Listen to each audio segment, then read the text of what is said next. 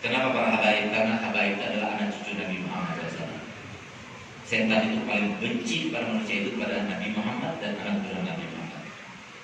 Sehingga setiap saat, setiap waktu para habaib itu dicinta dan dipuja, dibenci dan juga dicinta.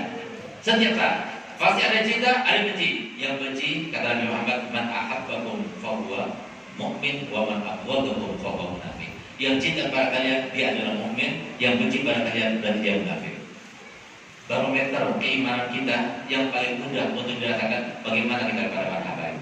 Hati-hati kalau ada habaib seperti Habib Rizik dan sebagainya. Saya bukan FPI, saya tidak sejalan dengan dakwahnya, tapi beliau itu adalah seorang habib.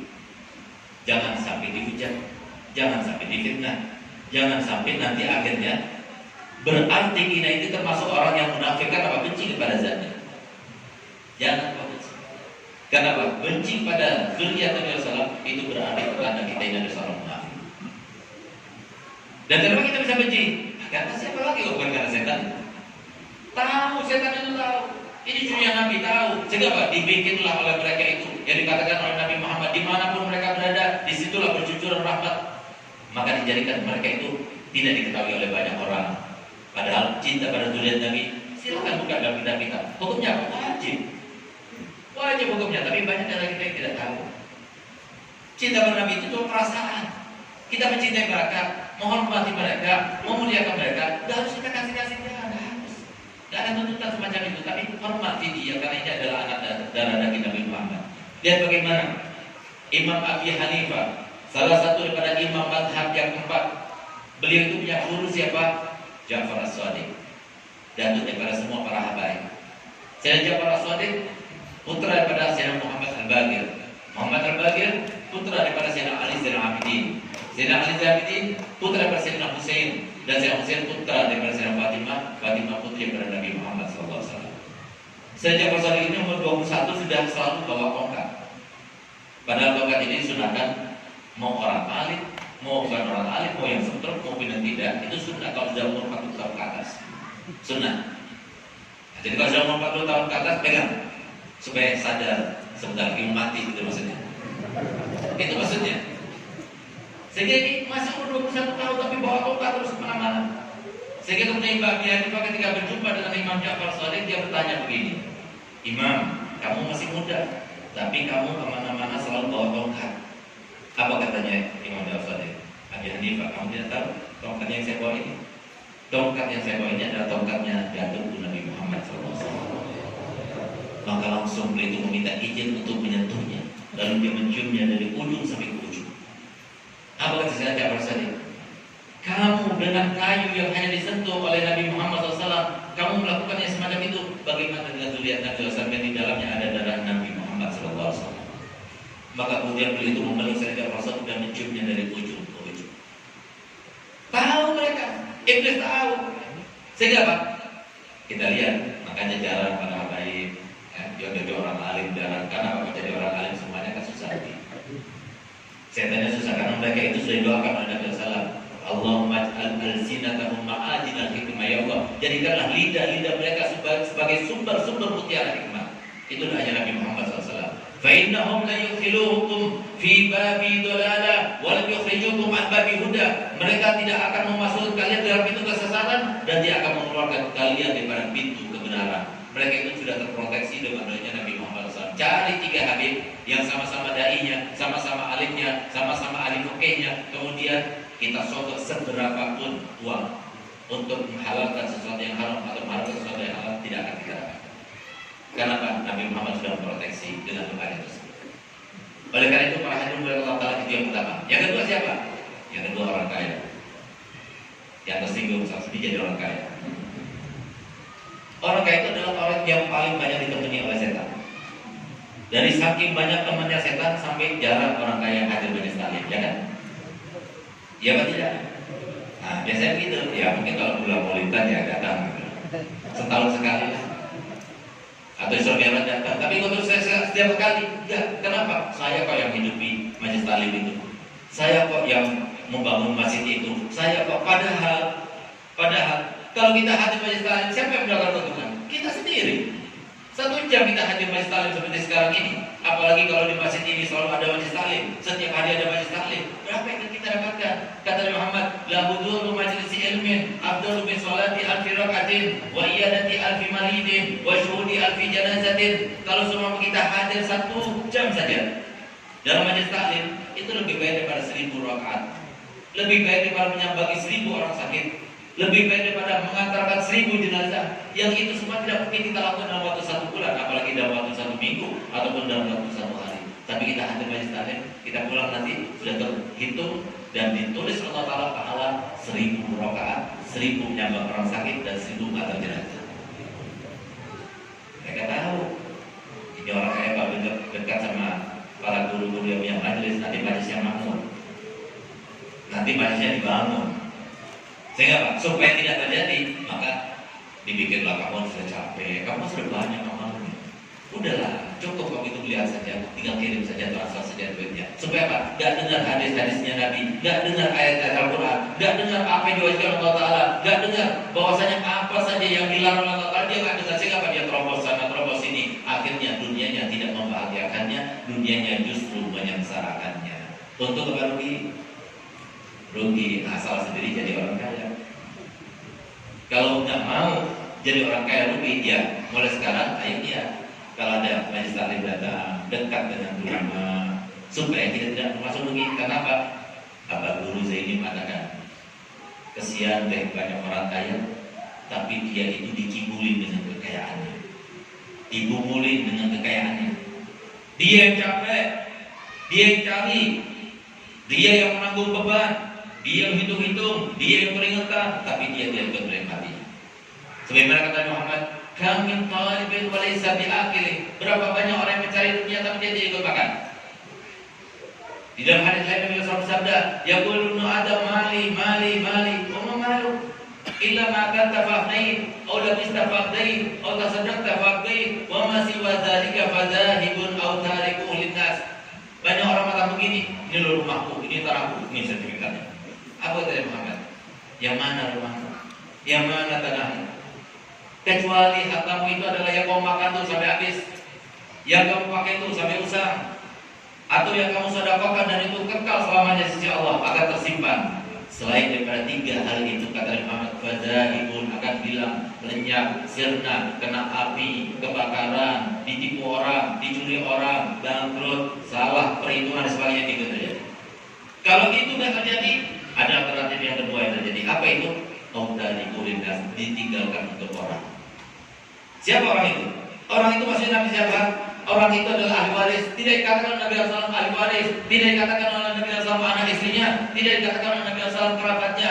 Dari saking tahunya Nabi bahwasanya di akhir zaman ini banyak nanti kalau kita meninggalkan harta waris itu kepada orang bukan kepada ahli waris. Kenapa? Begitu kita meninggal mereka sudah tidak ingat kita lagi. Istrinya kawin lagi, hartanya digunakan untuk kawin lagi.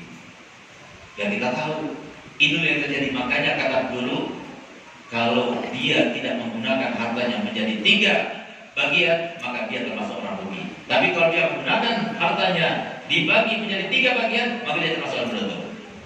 Bagaimana cara bagikannya? 1 bagian, berarti 1/3 hartanya itu digunakan untuk dia dan keluarganya. Kalau punya harta banyak, Pak, nikmati. Itu perintah kepada Allah Ta'ala. Jangan ditutup-tutupi. Banyak orang sekarang itu mau bikin rumah yang bagus, yang megah, beli mobil yang mewah dan sebagainya, nggak mau. Kenapa? Takut mencolok. Takut dikatakan orang apa? Apa namanya? Apa? Pamer. Bahkan itu dengan Nabi SAW supaya apa? Supaya orang banyak tahu ini orang kaya, sehingga banyak proposal yang datang. Oleh karena Allah Ta'ala bilang dalam Al-Quran, fa amma bi ni'mati rabbika hadis. Ada orang kaya tapi nggak menikmati, makannya setiap hari tempe terus. Kesian kan? Yang capek dia, makan yang enak, bikin rumah yang bagus, mobil yang mewah. Kenapa sekali hidup? Sesaat hidup, nggak ada umur 30 tahun, misalnya seperti saya 47 tahun sekarang.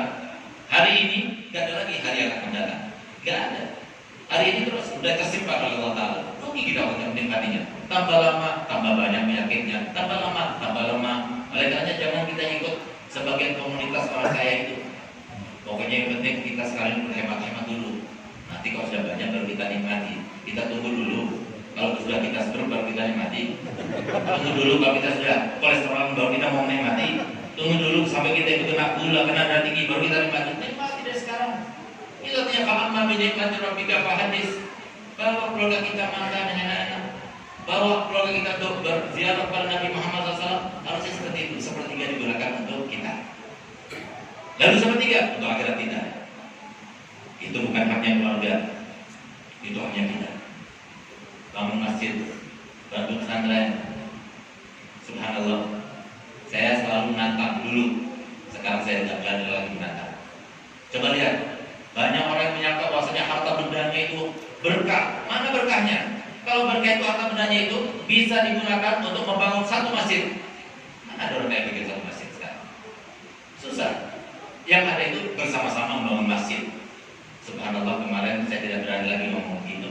Kenapa? Waktu saya kemarin diundang di Kintab, ada satu orang kaya yang bikin masjid satu. Bahkan setelah mengundang saya meresmikan masjid itu, langsung hari itu juga saya dibawa untuk meletakkan batu pertama pembangunan masjid kedua. Haji Syar'i, semoga beliau panjang umur sehat walafiat. Ini yang beruntung itu. Walaupun keluarganya sudah merupakan tidak ada masalah. Saya punya masjid, digunakan orang sholat. Saya punya pesantren. Nah itu yang beruntung. Tapi kalau seluruh Bapak kita itu tergantung pada keluarga. Maaf Pak, sekarang ini Pak lagi tren di antara anak muda. Jangan salahkan mereka karena kita sendiri yang tidak mengajarkan mereka bagaimana bertata krama kepada orang tuanya. Sehingga sekarang ini lagi tren di antara anak muda, kalau ada orang tua meninggal tanpa harta waris atau tidak meninggalkan harta waris, dicaci maki habis. Dasar orang tua nggak tahu diri, nggak bisa berikan. Apalagi sampai meninggalkan utang, hati-hati. Nggak bakal dibayarkan. Itu kemarin ada kejadian di kota kami di Jawa Timur. Ada satu orang kaya raya, asetnya itu sekitar 54 miliar. Ini yang bercinta nasihat utari sendiri. Subhanallah, begitu dibagikan hanya 4 orang ahli warisnya, 1 istri, 3 anak. Begitu dibagikan sudah 1 bulan kemudian saya datang bahwa satu surat income yang pernah dilakukan oleh si almarhum yang baru jatuh tempo sekarang jumlahnya nominalnya cuma 100 juta. 54 miliar diberikan kepada mereka, sudah dibagikan. Begitu saya bawa kepada istrinya, anak pertama, kedua, ketiga, jawabannya sama. Apa jawabannya? Loh, yang berhutang kan almarhum, sana minta kuburannya sana. Rela sampai ayahnya diazab gara-gara hutang itu. Lihat bagaimana Nabi kita Muhammad SAW ketika datang seorang sahabat kepada Nabi, ya Rasulullah, saudaraku telah meninggal dunia, aku memohon kepadamu supaya engkau menyolatinya. Berbaik bawa ke masjid. Di bawah jenazahnya, begitu akan disolati ditanya, punya hutang? Gak lihat, berapa hutangnya? 4 dirham. 4 dirham itu cuma 129.000. 129.000. Apa kata Muhammad? Sallallahu alaihi wasallam. Kalau begitu solatilah saudara. Nabi SAW menolak untuk menyolatinya. Kenapa? Karena dikatakan oleh para ulama, syafaatnya Nabi tidak akan sampai pada orang yang punya hutang. Ayo sebelum mati, sayur dia akan dilunasi hutangnya. Jual asetnya, apalagi sampai punya hutang kepada bank. Alhamdulillah, hati-hati, itu termasuk riba. Dan dikatakan oleh Nabi Muhammad SAW dalam hadisnya, ar-riba bid'un wa sab'una baba wa annahu mithl ayati ar-rajul ummah. Riba itu banyak macamnya, tapi paling rendahnya dosa riba seperti orang yang berzina dengan ibunya sendiri. Alhamdulillah. Harga itu para hadirin oleh Allah Ta'ala, rugi dia. Sedangkan sepertiga yang lainnya itu kita gunakan untuk diputar kembali. Itu baru beruntung. Tapi kalau nggak seperti itu, berarti dia rugi. Tapi kalau dapat pilihan orang kaya tapi yang rugi, orang kaya beruntung, tetap saya memilih orang kaya beruntung. Dengan kita menggunakan sepertiga daripada kita nggak kaya. Mobilnya bagus, alhamdulillah mobil saya bagus. Nggak kalah sama Pak Ahyar. Saya punya 3, 1 Mercy lagi. Alhamdulillah. Nah, jadi itu gunakan, nikmati. Nah, tapi kalau seumpama kita bukan termasuk golongan orang kaya, niat. Allah itu maha adil. Saya kemarin di masjid kata begini, yang belum bisa seperti Haji Syar'i ini ya Allah, kalau seumpama kau berikan aku kekayaan seperti Haji Syar'i, ya Allah, aku mau bangun masjid sendirian dan dibantu sama orang lain. Maka begitu dia keluar dari masjid tersebut, maka sudah ditulis Allah Ta'ala seakan dia membangun masjid. Gampang kita, umat Nabi Muhammad. Cuma harus lihat, dekat pada ulama, semuanya akan terbuka. yang namanya lapangan-lapangan kerja untuk mendapatkan bekerja kepada Allah Ta'ala dan mendapatkan anugerah padanya itu banyak sekali. Golongan yang ketiga secara singkat adalah para pejabat. Biasanya paling sulit untuk berkumpul di majelis taklim, di acara maulid. Dia kalau mau pilkada ya banyak. Tapi kalau bukan pilkada sudah selesai pilkadanya, sudah nggak ada lagi. Kenapa? Karena saya tahu kalau mereka dekat kepada masyarakat, ketika ada majelis taklim, dimudahkan majelis taklim, dimudahkan semua surat-surat dan sebagainya. Nah, itu tidak digandaki oleh setan. Jadi biar kita paham. Dan akhirnya saya akan bacakan sebuah ayat. Jangan sampai kita itu termasuk yang di dalam ayat ini, di mana ayat itu berbunyi demikian. Dengarkan baik-baik. Wa qala syaitanu lamma qadal amal. Dan berkatalah setan. Siapa setan itu? Iblis maksudnya. Ketika dia itu berada dalam singgasananya, tapi singgasana di dalam neraka. Allah Ta'ala ingin mempermalukannya, ingin merendahkannya, dan diberikan azab yang berlimpah melebihi pada semua azab penghuni neraka. Diletakkan dalam suatu singgasana, kursi, tapi dari siksa. Di saat itulah setiap ada ahli neraka, penghuni neraka yang melewati iblis, dituding-tuding. Gara-gara ini aku di neraka, gara-gara ini, gara-gara ini, tuding-tuding terus. Gak kuat juga iblis. Sehingga Pak, diabadikan dalam Al-Quran. Wa qala syaitanu lamma qudira Inna Allaha wa'adakum wa'dal haq wa wa'adtukum fa ahlaktukum. Ketahuilah bahwasanya sesungguhnya Allah telah berjanji untuk kalian, semuanya janjinya benar. Dan aku juga berjanji kepada kalian, ketahuilah semuanya janji pun tidak benar. Dia mengatakan. Tapi nanti kita akan mendengar. Kalau nggak percaya, tunggu nanti saatnya. Untuk masih di sini, yakinilah kepada Allah dan Nabi Muhammad SAW. Kalau mau cari bahagia, maka kita bertanya, Pak, ayo saya mau bertanya, ini sebagai penutup, untuk kita cuci otak kita, jangan mau kita dibangun-bangun terus sama setan yang kurang ajar. Ayo saya mau tanya, yang menjawab pertanyaan saya dengan mulutnya, saya doakan bertambah umurnya 10 tahun, bertambah rezekinya 10 miliar. Nah, yang gak jawab saya gak doakan. Saya mau tanya, yang memberikan, yang menentukan orang itu bahagia atau sengsara hidupnya siapa? Yang nggak mau silakan dia jawab. Yang kedua, yang bikin orang itu sehat badannya atau sakit siapa? Yang ketiga, yang bikin orang itu kaya atau miskin siapa? Yang keempat, yang bikin orang itu sukses atau tidak sukses siapa? Semuanya pada Allah. Bagaimana mungkin kita akan bahagia, sukses, sehat, nggak sholat 5 waktu? Bagaimana mungkin kita akan bahagia, nggak bakti sama orang tua? Bagaimana mungkin kita akan bahagia, kita akan bakti sama suami, nggak menjadi istri solihah, nggak menjadi ibu solihah, kita berharap mempunyai anak-anak yang soleh? Dari mana itu? Nggak mungkin, jangan mau dibohongi oleh setan. Karena Allah Ta'ala sudah mengabadikan dalam Al-Quran, kalau bagi yang ingin hidup di dunia bahagia, di barzah bahagia, di alam mahsyar bahagia, di akhirat bahagia, dengarkan ayat ini. Man amila sholihan min dzakarin aw unsa wa huwa mu'minun falanuhyiyannahu hayatan thayyibah. Siapapun yang beramal soleh, laki maupun perempuan, asalkan dilandasi dan keimanan, maka pasti kami akan berikan kehidupan yang sangat menyenangkan. Itu yang pasti. Nah, oleh karenanya, jadi salahnya apa? Amal soleh sama beriman. Apa arti beriman? Berilmu, mempunyai keilmuan, sehingga dia itu dengan keilmuan itu dia yakin sholat itu kalau kita dilakukan bisa datang mudarat kepada kita. Kalau kita lakukan, maka semuanya dimudahkan Allah Ta'ala. Yakin dia. Nah, itu keilmuan. Kalau dia nggak pernah dekat kepada ulama, nggak pernah hadir kepada ulama, anaknya nggak pernah nyantren, nggak pernah datang ke sekolah di madrasah diniyah, bagaimana akan diharapkan jadi alim berbakti? Oleh karena Bu, saya katakan di sini,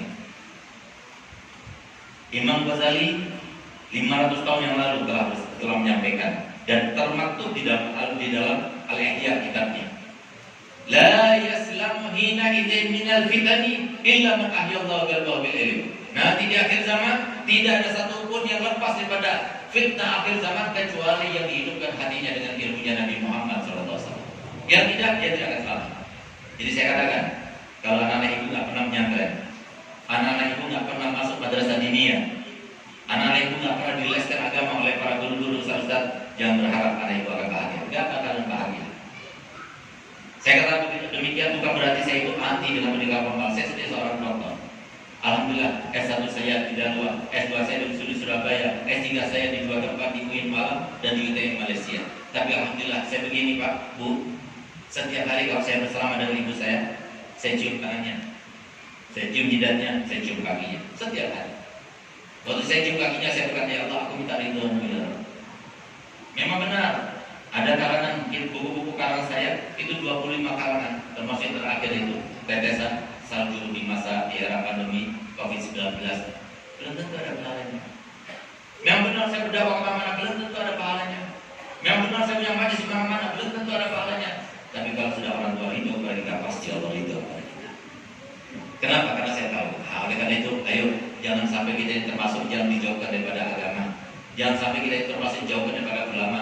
Kita mohon kepada Allah Ta'ala semoga dengan berkat maulid yang kita laksanakan pada malam ini, kita semuanya tidak keluar dalam keadaan dapat hidayah daripada Allah Ta'ala, dapat inayah daripada Allah Ta'ala, dapat riayah daripada Allah Ta'ala. Ya Allah, jadikanlah kami termasuk yang yakin kebahagiaan itu di dalam ibadah, kebahagiaan itu di dalam ketaatan, bukan di dalam kemaksiatan. Kebahagiaan itu adalah rasa, bukanlah materi, bukanlah finansial. Ya Allah, jadikanlah kami termasuk yang yakin bahwasanya hidup ini adalah untuk diuji dan dicoba. Untuk apa? Yabluwakum ayyukum ahsanu amala, untuk supaya menguji kalian siapa di antara kita yang terbaik amalnya, bukan yang paling kaya, bukan yang paling tampan, bukan yang paling cantik. Ya Allah, jadikanlah kami termasuk yang yakin itu ya Allah. Ya Allah, jadikanlah kami termasuk yang yakin ya Allah dengan seyakin-yakinnya. Bagaimana mungkin anak kita menjadi anak yang soleh, anak kita menjadi anak yang berbakti pada tuanya, anak kita menjadi suami yang baik bagi istri dan anak-anaknya kalau dia tidak pernah mengenyam ilmunya Nabi Muhammad SAW. Ya Allah, jadikanlah kami termasuk yakin yang namanya rezeki sudah Engkau bagikan dari mulai lahir sampai meninggal, tidak akan bertambah dan tidak akan berkurang kecuali seperti yang Engkau tentukan ya Allah, sehingga kami tidak sampai salah arah, salah jalan di dalam menentukan pendidikan anak-anak kami ya Allah. Rabbana atina fid dunya hasanah wa fil akhirati hasanah wa qina adzabannar. Wa sallallahu ala sayyidina Muhammadin wa alihi wasallam walhamdulillahil alamin. Sebelum saya akhiri, saya akan berikan kenangan ijazah salat Bushra. Salat Bushra itu adalah salawat yang dibimbingkan oleh salah satu putra abah saya pada tahun 2016, tepatnya pada malam 10 Muharram, malam Asyura. Bermimpi Nabi SAW begitu bangun, diajarkan salawat oleh Nabi SAW dalam tidurnya, begitu bangun langsung hafal. Kata Muhammad, yang baca salawat itu sebanyak 41 kali habis sholat subuh, sama seperti khasiatnya baca Yasin sebanyak 41 kali. Dalam mengabulkan hajat, mudahkan urusan, melapangkan segala kesulitan, menggapai segala harapan, dan menghindarkan diri daripada hal-hal yang menakutkan dan mengkhawatirkan. Mujarab sekali Pak Bu. Dan ini termasuk daripada kasih cintanya Nabi Muhammad untuk umat ini. Nabi Muhammad sangat tahu kalau orang-orang sekarang ini sudah baca Yasin 41 kali tidak bakal datang. Diundang, nggak bakal datang, nggak bakal melakukannya. Kenapa? Baca Yasin 41 kali bisa menghabiskan waktu selama 2 jam setengah. Tadi kalau kita hafal salawat ini 7 menit selesai sudah. Tapi enak terus, jembar terus hati kita, bahagia terus, mudah semua urusannya. Dan hidayah taufik selalu datang. Kenapa? Namanya juga salawat busyra. Apa salawat busyra? Artinya salawat kabar gembira. Jadi yang baca insya Allah gembira terus. Nah, jadi saya akan bacakan sekali, lalu nanti ibu mengulangi apa yang saya baca, lalu kemudian saya akan beri ijazah. Dan pada bulan Maulid yang lalu ada seorang yang soleh yang melihat Nabi SAW, yang Nabi SAW itu senang kalau seumpama salat Bushra itu dibaca dengan adanya Jibril dulu, rohani itu hadir.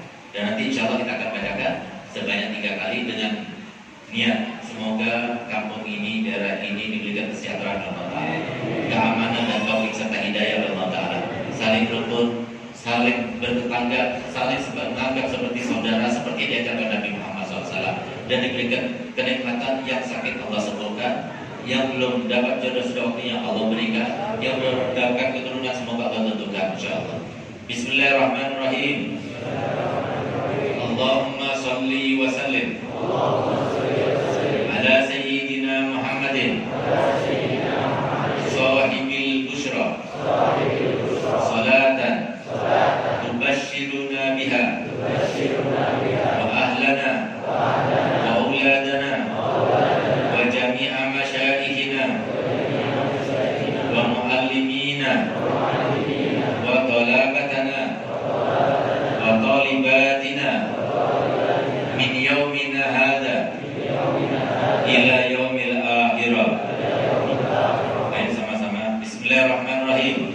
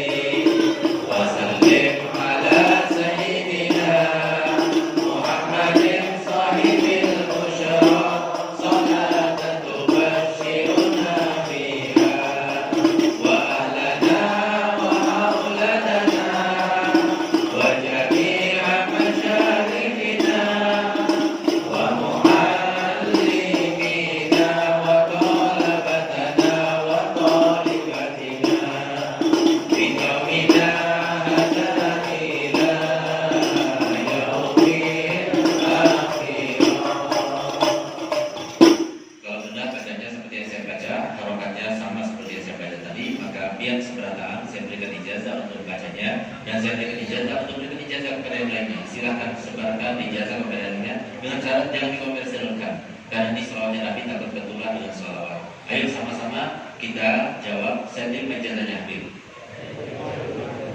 Kalau ingin mendapatkan salawat ini tinggal dibuka di Google atau di Instagram saya atau di Facebook, itu ada di salawat Musyarraf Habib Segar. Nanti keluar insyaallah.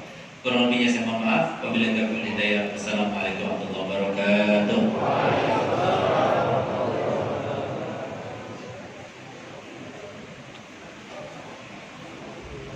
Sallu ala Nabi Muhammad. Hadirin hadirat rahimahullah, demikian telah kita simak bersama tausiah agama yang telah disampaikan oleh Nabi Ustaz Pak Harun yang cukup berhikmah. Mudah-mudahan kita semua dapat menjadikan itu sebagai ilmu yang bermanfaat, dan juga mudah-mudahan kita bersama Allah jadikan sebagai orang-orang yang kita memasukkan kepada orang-orang kita kepada Allah dan Rasulnya dan para murid Rasulullah, dan mudah-mudahan kita semua dikumpulkan bersama Rasulullah yang berkahir. Dan untuk mengambil berkahnya, sekali lagi kita mohonkan kepada Habib untuk menutup acara ini dengan doa dan kepada beliau dipersilakan. Amin. Bismillahirrahmanirrahim. Alhamdulillahirabbil alamin. Wassalatu wassalamu ala asyrofil anbiya wal mursalin sayyidina Muhammadin wa ala alihi washabbihi ajmain. Allahumma inna nas'aluka salamatan fid din, afiyatan fil jasad, wa ziyadatan fil ilmi, wa barakatan fil rizqi, wa taubatan qabla al-maut, wa rahmatan 'inda al-maut. Allahumma hawin alaina basqarat wa nanti terbawa dari hisab. Allahumma fil lana dzunubana ya Allah wa li walidina warhamhum kama rabbawna shighara. Rabbana hab lana min azwajina wa dzurriyyatina qurrata a'yun waj'alna lil muttaqina imama. Annallahu yahfaduna wa dzurriyyatina ajmain muslimin wa muslimat minal bala wal masaib wal amrad wal awja' wal asqam wal alam wal afat wal ahad wa corona wa covid-19 wa fitnah wa minal munafiqin wa minal zalimin wa usir wa ghayyir asari sajatin wa tinul islam musuh wa tuqda wa tunatina main muslimin wa muslimat arzaqum thayyibah hisna ma'nawiyah ya tabatiniyah dari bariyah wal hadiniyah. Baiklah Nabi Sayyidina Muhammad sallallahu alaihi wasallam Al Kiram Al-Fatihah. A'udzubillahi minasyaitonir rajim. Bismillahirrahmanirrahim. Alhamdulillahirabbil alamin arrahmanir rahim maliki yaumiddin. Iyyaka na'budu wa iyyaka nasta'in. Ihdinas siratal mustaqim, siratal ladzina an'amta 'alaihim ghairil maghdubi 'alaihim waladdallin. Ya Rabbi bil Mustafa balligh maqasidana waghfir lana ya wasi'al karami. Ya Rabbi bil Mustafa balligh maqasidana waghfir lana ya wasi'al karami. Ya Rabbi bil Mustafa balligh maqasidana waghfir lana ya wasi'al karami. Wa liman bakir ni'mal mawla ni'man nasir wa la hawla wa la quwwata illa billahil aliyyil azim. Wassallallahu ala sayyidina Muhammad wa ala alihi wasallam. Alhamdulillah.